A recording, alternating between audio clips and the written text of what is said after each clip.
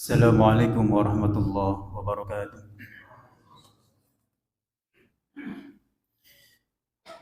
Innal hamdalillah nahmaduhu wa nasta'inuhu wa nastaghfiruh wa na'udzu billahi min shururi anfusina wa min sayyiati a'malina. May yahdihillahu fala mudilla lahu wa may yudlilhu fala hadiya lahu. Wa ashhadu an la ilaha illallah wahdahu la syarika lahu wa ashhadu anna Muhammadan abduhu wa rasuluhu alladzi la nabiyya ba'dahu. Allahumma salli wa sallim ala nabiyyina Muhammadin wa ala alihi wa ashabihi ajma'in wa man tabi'ahum bi ihsan ila yaumiddin. Allahumma la sahla illa ma ja'altahu sahla wa anta taj'alul hazna idza syi'ta sahla.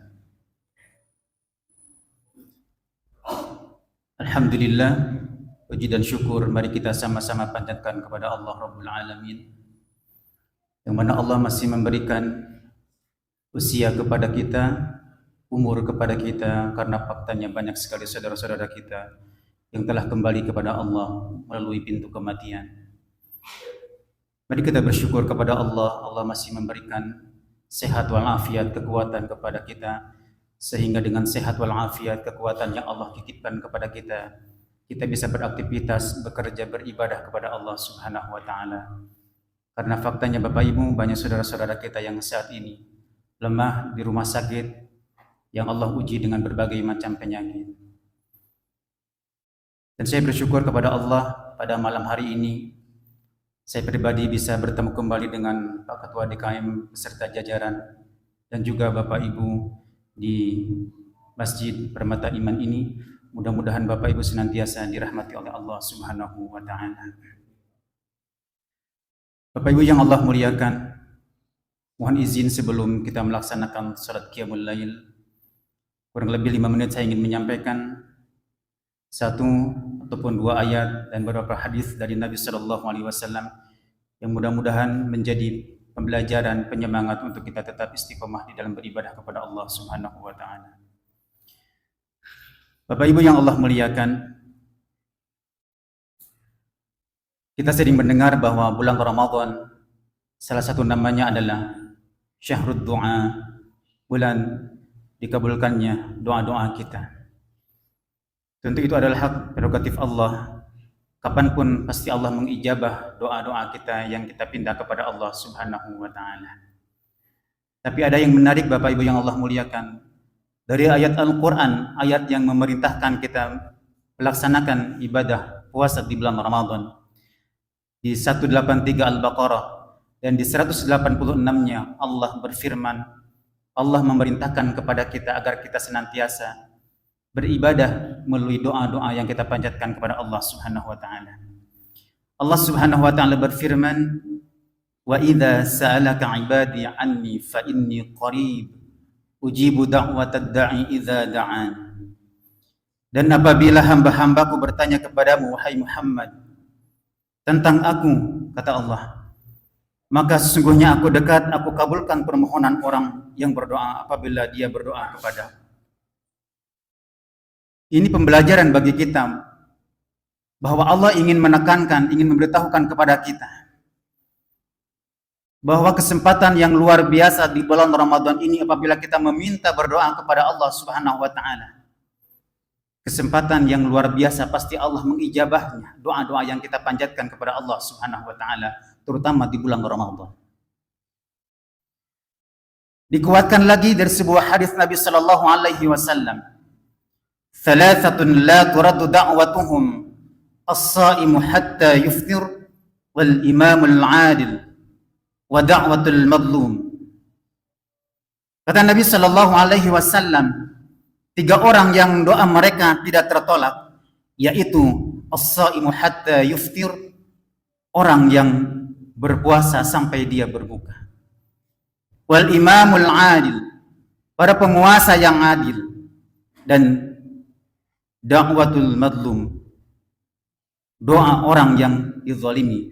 Hadis riwayat Tirmidzi. Bapak Ibu yang Allah muliakan, kita biasa berdoa kepada Allah, meminta kepada Allah untuk kepentingan dan keperluan kita pribadi. Misalkan, ya Allah, berikan hamba rizki yang berkah. Ya Allah, berikan hamba pekerjaan. Ya Allah, berikan hamba jodoh. Berikan hamba kesehatan dan lain sebagainya yang kita sering minta kepada Allah Subhanahu wa taala untuk keperluan dan kepentingan kita pribadi. Ataupun kepentingan keluarga. Ya Allah, sehatkanlah suamiku. Ya Allah, sehatkanlah istriku dan anak-anakku. Itu yang kita minta kepada Allah Subhanahu wa taala. Lalu ada sebuah pertanyaan yang luar biasa Bapak Ibu, yang harus kita renungkan bersama-sama. Sudahkah kita sering kita mendoakan para penguasa-penguasa kita, para pemimpin-pemimpin kita? Sering ataupun tidak pernah kita mendoakan para penguasa? Itulah bedanya kita dengan ulama-ulama salaf terdahulu. Ulama-ulama salaf yang salih. Kita bisa belajar dari kisahnya. Al-Imam Fudail bin Iyad rahimahullah. Beliau adalah imam terkemuka, imam yang besar yang hidup di tahun 2 Hijriah. Beliau juga adalah gurunya Al-Imam Syafi'i rahimahullah. Beliau mengatakan, "Lau anni a'lamu anna li da'watun mustajabatun bisurfatiha bisultan." Itu kata beliau. Jadi kata Al-Imam Fudail bin Iyad, beliau berkata, seandainya aku tahu bahwa aku memiliki doa yang mustajab, yang dikabulkan, maka aku akan gunakan untuk mendoakan penguasa. Itu kata Al-Imam Fudail bin Iyad. Lau anni a'lamu anna li da'watun mustajabatun bisurfatiha bisultan.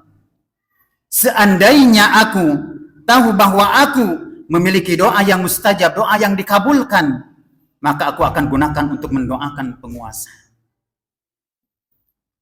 Lalu ada yang bertanya kepada Al-Imam Fudail bin Iyad, "Wahai Imam, kenapa bisa begitu? Jelaskanlah pada kami." Lalu Al-Imam berkata, "Jika aku tujukan doa tersebut pada diriku saja," kata Al-Imam, "maka itu hanya bermanfaat untukku saja. Namun jika aku tujukan doa itu untuk pemimpin, untuk penguasa, maka rakyat dan negara akan menjadi baik." Itulah karakter sifat ulama salaf terdahulu. Mereka tidak egois. Mereka tetap mengutamakan kepentingan umat di atas kepentingan yang lainnya. Jadi pergunakanlah kesempatan yang sangat mulia ini, kesempatan yang sangat agung ini di bulan Ramadan, di waktu-waktu yang mustajab. Kita berdoa di samping untuk kepentingan diri kita pribadi, untuk keluarga, kita sisipkan doa-doa untuk para penguasa kita, untuk para pemimpin kita.